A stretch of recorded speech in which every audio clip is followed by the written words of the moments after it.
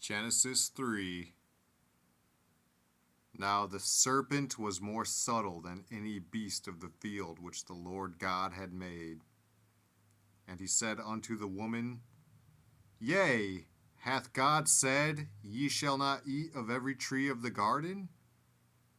And the woman said unto the serpent, We may eat of the fruit of the trees of the garden, but of the fruit of the tree which is in the midst of the garden, God hath said, Ye shall not eat of it, neither shall ye touch it, lest ye die. And the serpent said unto the woman, Ye shall not surely die, for God doth know that in the day ye eat thereof, then your eyes shall be opened, and ye shall be as gods, knowing good and evil.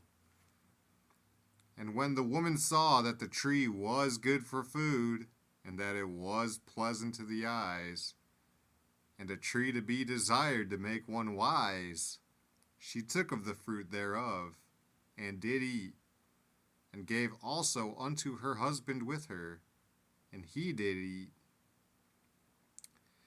And the eyes of them both were opened, and they knew that they were naked. And they sewed fig leaves together, and made themselves aprons. And they heard the voice of the Lord God walking in the garden in the cool of the day. And Adam and his wife hid themselves from the presence of the Lord God amongst the trees of the garden. And the Lord God called unto Adam, and said unto him, Where art thou? And he said, I heard thy voice in the garden, and I was afraid, because I was naked, and I hid myself. And he said, Who told thee that thou wast naked? Hast thou eaten of the tree, whereof I commanded thee that thou shouldest not eat?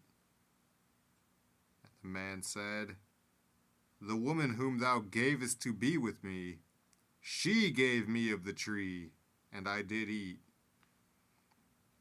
And the Lord God said unto the woman, What is this that thou hast done?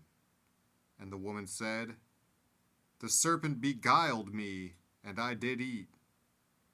And the Lord God said unto the serpent, Because thou hast done this, thou art cursed above all cattle, and above every beast of the field. Upon thy belly shalt thou go, and dust shalt thou eat all the days of thy life.